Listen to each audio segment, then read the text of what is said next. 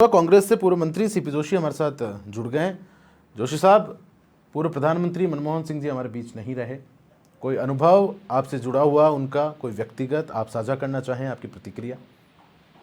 दुनिया के सबसे प्रसिद्ध अर्थशास्त्री, विद्वान, सौम्य स्वभाव के देश के प्रधानमंत्री ने मुझे भी मंत्री के रूप में उनके मंत्रिमंडल में सम्मिलित किया। ये मेरा सौभाग्य था।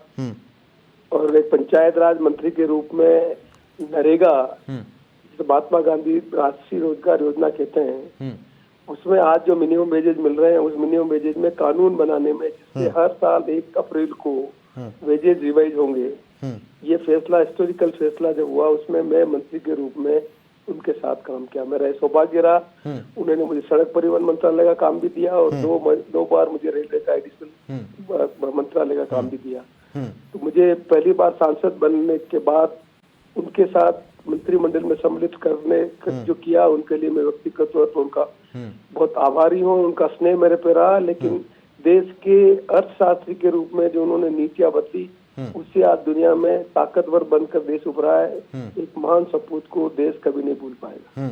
जोशी साहब, मंत्रिमंडल में भी रहे, उनके वक्त में काफ़ी मुलाकातें आपके सौभाग्य से आपको उनके साथ करने का सौभाग्य भी प्राप्त हुआ। कोई एक निजी अनुभव जो उनसे जुड़ा हुआ आप साझा करना चाहें, उनके व्यक्तित्व को लेकर, उनकी विचारधारा को लेकर?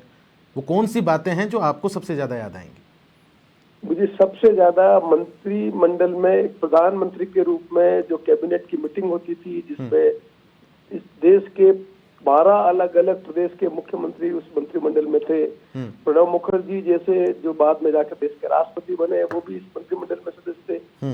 उनको मंत्रिमंडल में जिस तरह की मीटिंग को कंडक्ट करते थे, उनका जो सौम्य स्वभाव था, सबको साथ लेकर निर्णय को करने की जो उनकी क्षमता थी, और अपनी विद्वता को प्रदर्शित नहीं करना, सौम्य रूप से उन सब चीजों को सुनना, तो उनमें पेशेंस हियरिंग की जो कैपेसिटी थी, वो मैंने अभी तक की बहुत कम आदमी राजनेता में देखी।